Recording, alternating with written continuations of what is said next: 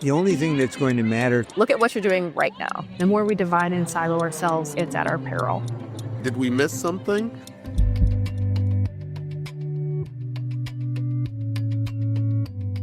Hi, friend, and welcome to the Mission Forward podcast. I'm Carrie Fox, your host and CEO of Mission Partners, a social impact communications firm and certified B Corporation.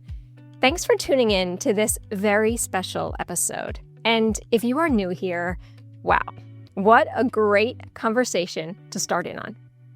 In every episode of this show, which is now in its 10th season, we listen to and learn from inspiring social impact leaders who are moving their missions forward in thoughtful, creative, and remarkable ways. And today's guest is a perfect example of this. Before I introduce him, though, I want to ask you a question. Have you ever had the opportunity to work with or witness a leader who inspires you purely for being themselves? Someone who has such great vision and optimism that you can't help but want to follow them because they are just so naturally and contagiously inspiring. Taking on challenges that most people see as too impossible or too complicated, these leaders instead say, let's take it on. Well, today's guest is that kind of leader. I know because I'm one who has been following him for the better part of 20 years. Many of you on this show have heard me talk about Success Beyond 18, the national campaign we developed to transform the foster care system. Well, today's guest was one of the brilliant minds behind that effort, and it was his vision that had me run after how to make that campaign and the very real and positive change we created a reality. I talk about Success Beyond 18 campaign a lot because it was so formative to me as a social impact communicator. And Leonard Burton, who we have with us today, one of the chief architects of that effort, was the person who gave me a North Star to run after. Today, we get to talk with Leonard, who now serves as CEO of the Center for the Study of Social Policy, about his North Star, the North Star he is running after in partnership with his team at CSSP, and we'll learn what inspires him along that sometimes cloudy journey. Leonard, welcome to Mission Forward. Thank you, Carrie. It's so good to be with you today. It's great to have you here. So, Leonard, I just mentioned I've known you for a long time. I've been inspired by you for a long time. But there's a lot I don't know. So take me back. Tell me how you found yourself in this incredible and inspiring work that you do now. And we've known each other for over 2 decades now. And when I think back of how I got to where I am now, I have to go back to the east side of Detroit, Michigan, where I was born and raised, in what was a working class community in the 1960s and the early 70s and 70s. Parents who come from a working class of parents who went from working class to working poor very quickly. As we started to see white flight happening in the inner city of Detroit. As this little kid going to the Whitney Young Middle School in Detroit, Michigan, and having folks like Mr. Crimes and Miss Liggins who would wrap their arms around us and love us. It was I was a little kid. I was a kid who could get in some trouble at times, if you will. And so we had this demotion, this merit system at our middle school, and I'd reached the maximum number of demerits. I'd reached 10, and we were going on. Then my classmates were going on a big field trip, and on the big field trip, I couldn't go because I had too many demerits. So I had to stay back, and Miss Liggins was the teacher who stayed back with myself and the others who had those major demerits. And we were also in preparation for a school musical. And I'd been kicked off the musical team because I had too many demerits. And so Miss Liggins said, Leonard, I want you to be the stage manager now and do the lights. And so she gave me an opportunity when everything looked dim and dark there was a Miss Liggins in the space who said, but I need to give you another opportunity. And so throughout my life, there are people who given me opportunities. I grew up, with Reggie Bonds, who was a paraplegic in my neighborhood. Reggie lived 6 houses down. But Reggie Bonds was the man who took me and other young men in the community to our first baseball game at Tiger Stadium. The first time I had added a 5-star restaurant in the Renaissance Center on the top floor in the revolving restaurant at the Renaissance Center, it was Reggie Bonds who, on his crutches, riding the city bus, took me to Tiger Stadium and to the Renaissance Center. So there were people in that community, in a self-sustained community that, again, went from working class to working poor, that cared about the children in the community. So I left Detroit and went off to school in Oklahoma at Langston University, HBCU, Langston University. Had the culture shock going from inner city Detroit to Oklahoma, and lived there for several years, but then joined the military. While I was in college, my mother became ill and had metastatic breast cancer. And succumbed to the illness. So my mother had been a paraprofessional in the school system, and that she had been a dietary aide, a cook at hospitals and things of that nature. My father had worked at Chrysler and at other warehouses in Detroit, and he got injured and hurt himself. So he became disabled with back problems. And then my father became addicted to opioids in the late 70s, early 80s. And I watched this man who was the light of my life, the strength, the joy, the most humble and meek and yet strong man, raising 4 boys and a little girl, become injured and then succumb to opioids. My mother is sick. She passes, but before she passes, now she's laid off from her job. And then she has to, I remember walking from my house on Holcomb in St. Paul up to Kercheval and making that left-hand turn and walking a mile to Department of Human Services to the welfare office so that she could get some food stamps to feed us. And I remember sitting in that office with my mother and the pain on her face, but knowing that she had to do this in order to feed the family. All right. And how it took away some of her agency as a strong woman who had children that she needed to care for, and in her body being afflicted with cancer at the same time, doing what she needed to do to make sure that we could eat and have a modicum of decent clothing to wear. And so as my mother goes through chemotherapy and she's on Medicaid, and getting her chemotherapy, this is why the dignity of healthcare and the importance of healthcare to me matters. Is when she got her chemotherapy, there was a room where people on Medicaid got their treatment, and then those with private insurance had another room that they could go and get their treatment. And so it's that dignity that people, or the lack of dignity that people without means had to suffer through in order to get what they needed. And so those are the things, those experiences, formative experiences in my life helped shape me. And then I, went to the military and served in the Army and went to Desert Storm. Served in Saudi Arabia doing Desert Storm, watching Scud missiles fly over your head. And I'm in a 400-bed evacuation hospital, and I'm seeing injured personnel and children, and I'm seeing babies with shrapnel in their face, and I'm seeing families from whether it was Saudi Arabia or Iraq or another nation coming to our hospital being treated, and I'm seeing the horrors of war. And I'm watching what's happening to children and families being destroyed by a military industrial complex, all for resources that people wanted. But before I went to Saudi Arabia, I'm a part of this little Baptist church in Clarksville, Tennessee, called the Green Hill Church. I'm working, I'm still in the military, but I'm also have a part-time job with this organization called Kids in Control. It was a small organization of kids who were lived in the projects in Clarksville, in the Lincoln Home projects of Clarksville, Tennessee. And I was one of these people who did the after school, helping do some tutoring after school. And these were kids who had been written off.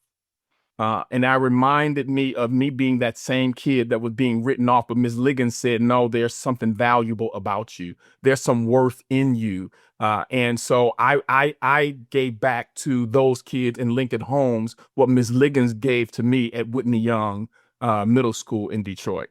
And so it was something that was poured into me by Miss Liggins, by my mother, who was a paraprofessional in school, by my father, who cared for his kids, but then got addicted. It was by Reggie Bonds, who took me and walked me and showed me. Reggie also made prosthetic teeth. He would take me to his lab, to the dental lab, where he showed me how they made teeth, how they made false teeth. And he gave me those experiences. So what people poured into me, I knew I had a responsibility to pour back into other people. Right. Right. And so that's what brings me to the type of work that I do. I worked at Kids in Control, came back from Desert Storm, and then started working, created this program at our church, at the Green Hill Church, called Project Save. SAVE, Strengthening Adolescents' Values and Esteem. And these were some of the same kids, who had been at Lincoln Homes or were in the neighborhood, who needed some after-school tutoring, who needed to know who they were as Black and brown kids in the city. And so I started that program and ran it through a grant from the Black Healthcare Commission, from the Department of Health in the state of Tennessee. And that brought me to having this unfettered commitment to serving the least, the lost, and the left behind.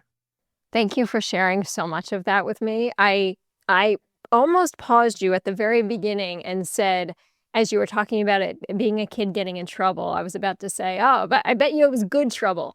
But now that I think about all of those experiences coming together, it has been good trouble, Leonard, right? Everything you've done throughout your life has been about helping those all around you and using your own personal experiences to pour that love back into the work that you do. And that's what always has been so present with me about you, Leonard, is that you are so pure in your commitment and care for people.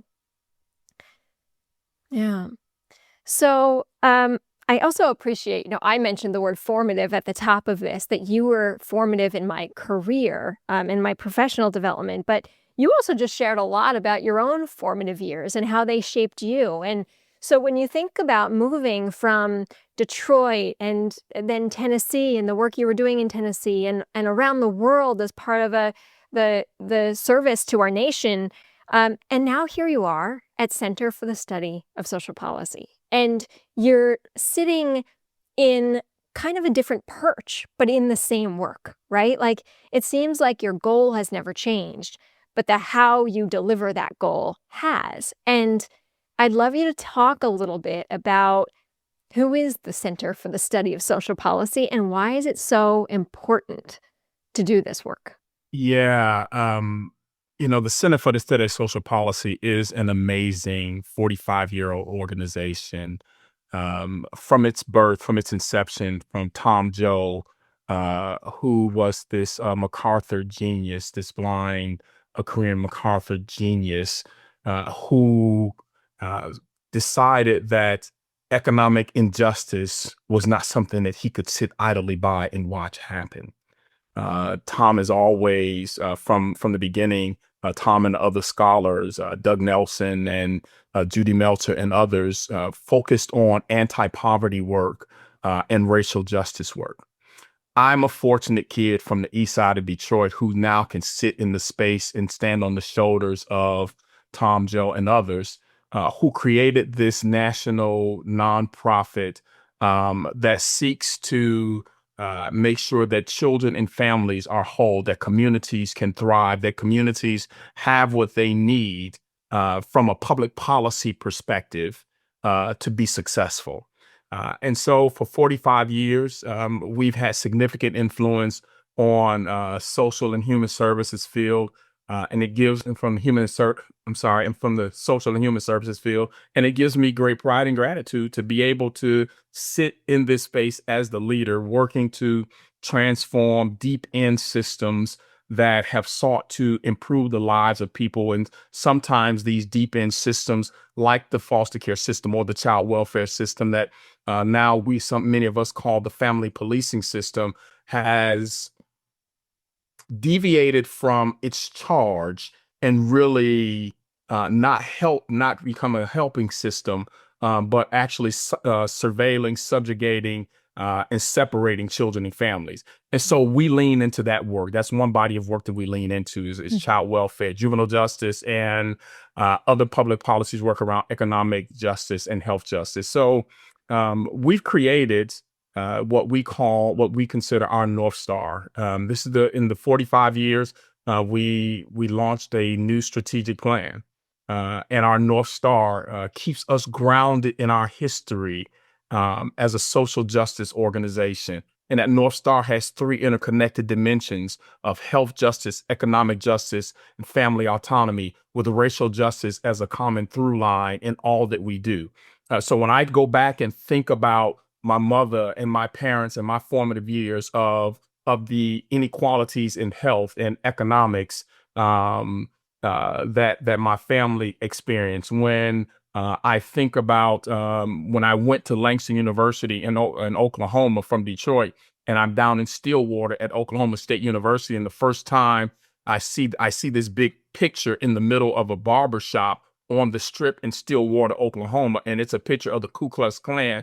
I hadn't seen that. I'm from the east side of Detroit. I hadn't seen what a picture of the Klan looked like, and it's in the barber shop window.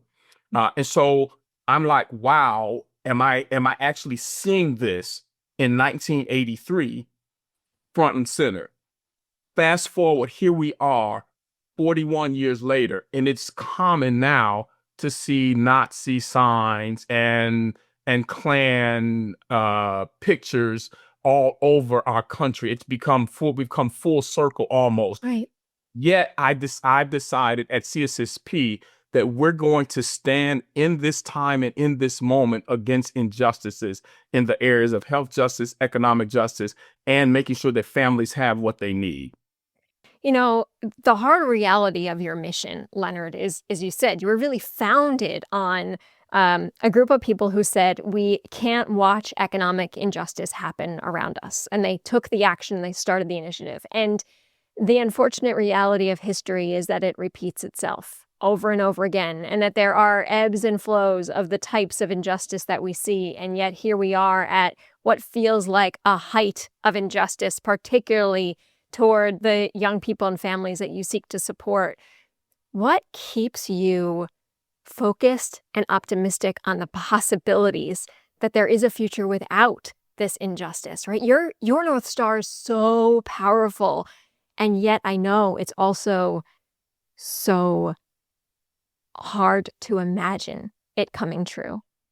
Yeah, another story, Carrie. I was graduate assistant at the African American Culture Center at Alson P. State University in 1993, after leaving the military in 1991.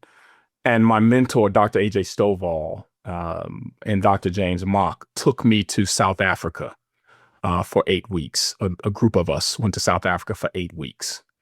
And we studied under Malapatine. I'm looking at his book on my shelf now. Malapatine Collins Ramusi. Collins Ramusi was a lawyer, and he was a close friend of Nelson Mandela. And we're in his village, and I'm living in this house these 8 weeks.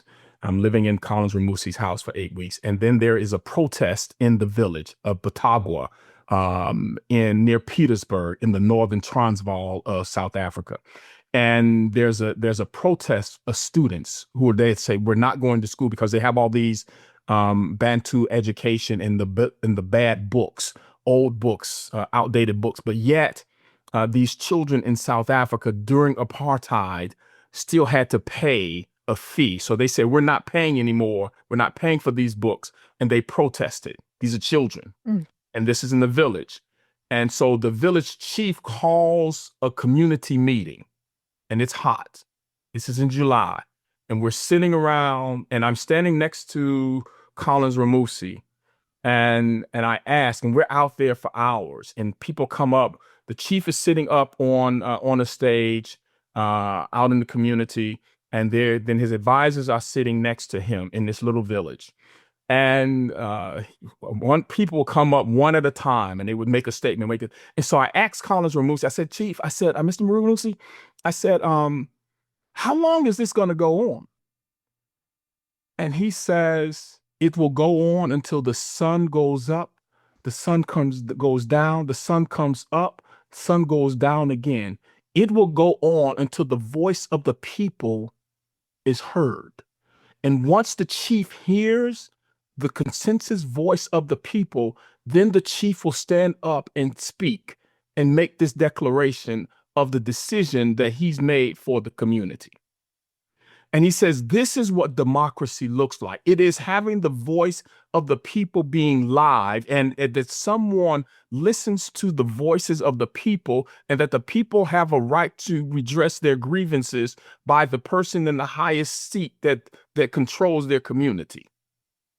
And so when I see that, when I witness that in South Africa during apartheid, and it's the same time where we're sitting in a soccer stadium, and helicopters are coming over and dropping tear gas on us while we're in the soccer stadium. This is the same time when I'm seeing soldiers perched on army tanks with 50 cal machine guns in South Africa during apartheid. But I was fortunate also on that trip to sit in the space with Nelson Mandela for 90 minutes and hear Nelson, who was at that point appointed as the president of the University of the North in Savinga, South Africa.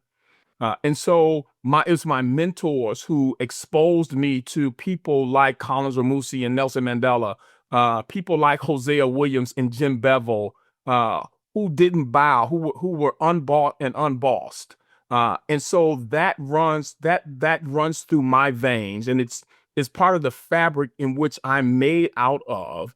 And I refuse in this time of day, in this society where there is an attempt to turn back all the gains that were made for people who have been left out and left behind. And so CSSP, I'm fortunate that I work with a group of brilliant scholars and committed people who want to see what children and families need and want to write the policy and influence and shape public policy in a way that is just and whole and liberating. And this is why I have followed you for 20 years, Leonard, because I can't not listen to you and feel my whole body move to support you and the work that you do and the mission that you have. And there are 4 words that you use that I have known connected to you since I met you and recently learned are connected to the story you just shared. Forwards ever, backwards never. Yeah. And that is, in that book, Soweto, My Love, of Colin Ramusi, he signs the book to me.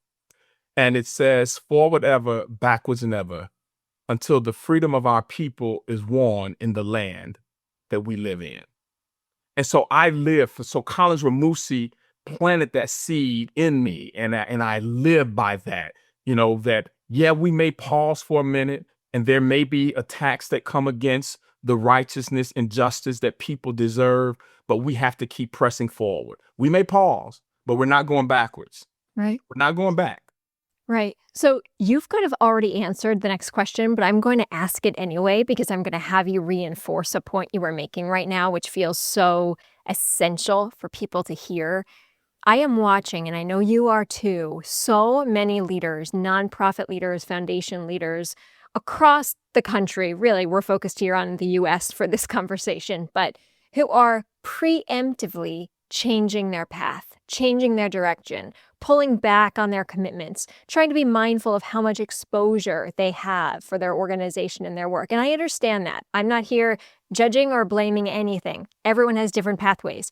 But you are not. You are very clearly saying, this is what we set out to do. This is what we will keep doing. Yeah. I'm not made to operate in fear. Um, and I'm fortunate to have a team of people with me. When I was selected to be president and CEO of the Center for the Study of Social Policy, um, I told the folks, the board who were making the selection, and the staff, that I'm going to hold steady to the values and mission of our organization. So some tactics and strategies may change, but our values will always remain the same. We won't vacillate. We won't move away from our values. We're not going to shrink. And in fact, I would submit to you, Carrie, that over the last 15 or 20 years, um, in order to get consensus, people have sometimes given up, ceded too much ground on justice. So just so that you can get is considered an incremental change. And incrementalism is okay in some instances. But when you look now that we've really ceded ground and allowed the voices of a few to now become a popular voice, there has to be a vanguard in the community, in the space in which we operate, that says we're not going back. We're going to keep pressing forward. And when we get through this storm, because it's just a storm, storms pass over, or you drive through storms. It's just a storm. It's just a moment. Right. And we have to keep pressing forward, keep going through. Don't go backwards. Don't allow people to take you backwards. Don't shrink in order to make other people feel like their growth is the most important, or don't dim your light so that other people can feel like they're shining. We have to keep our light on, because there are people who are really living in darkness that are looking for a Center for the Study of Social Policy and other organizations and leaders that are going to say, we're still here. We're going to keep the lights on. Right. And we're going to do what we need to do in this moment in time. Right. Because we really believe that you should have the ability to determine for yourself and your families what your needs are. That you should have the health that you believe that you need, that you should be able to choose whether or not you want to have children and how many children you want to have, that you should be able to have a livable wage, and a parent doesn't have to work 3 jobs just to pay their rent. And then when school systems say, well, parents aren't showing up at parent-teacher conference, well, maybe because mama has to work 3 jobs in order to make ends meet and making some choices.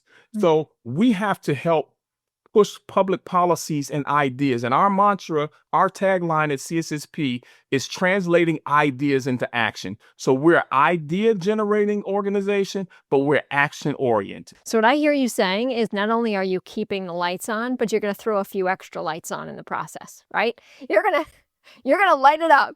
You're going to put the porch light on. You're going to do everything you need to do, right, to let folks know that you're here and that you'll be here for each other. Because I think that's a really important piece. And I'm going to bring in the words of my colleague, May Robinson. I was reading something she wrote earlier today, and she said, DEI isn't dying because it doesn't work. It's under fire because it does. And so what good does it do for us to shrink back? Yeah. Now isn't the time to shrink. Yeah. And I get it, to your point, Carrie. Some people, are trying to keep the lights on in different ways. Right. Whether it is from the TVA, our power comes from the TVA, from a power grid, right, or we have to light some candles. We're going to find a way. Right. The goal doesn't have to change. How you get there, maybe it will. How you get there, maybe, but the goal doesn't have to change. Yeah, absolutely. So we're coming to the end of this conversation. I want to ask you one more question on that, and then we'll wrap up with something that's making you feel really optimistic and hopeful right now. And it's, what would you say? What words of advice and wisdom do you have for the leaders who are feeling under pressure right now to pull back, to preemptively change, to shift direction? What would you say to them? There's coming from, I'm a ordained minister too. And coming from the Judeo-Christian tradition, there's a call to action that encourages people to be humble and just. And it's in the sacred scripture of Micah chapter 6, verse 8, and it says that you should do justice, love mercy, and walk humbly before your God. And I just challenge people to just do justice. Mm-hmm. It's just for people to be able to feed their families. Mm-hmm. It's just for people to be able to have health care, not just health insurance, but health care, so that they don't die of diseases that we have cures for. Mm-hmm. Do justice when families want to say, this is where I want to live and how I want to live and who I want to live with. Right. Don't shrink away from that, because as we hold on to justice, that's the hope that we have. And my hope is that as a community of social advocates and activists and people who care about humanity, that we're going to love our neighbor as we love ourselves. And if you love yourself, you should want what's best for the people and the communities around you, not just the people that look like you, right? Not just the people in the same economic strata that you're in, but look at what's good for all people, and that gives the hope. It's not this isolation that we're trying to move into, but we're creating this open and wide circle where we can love one another as the Creator has loved us.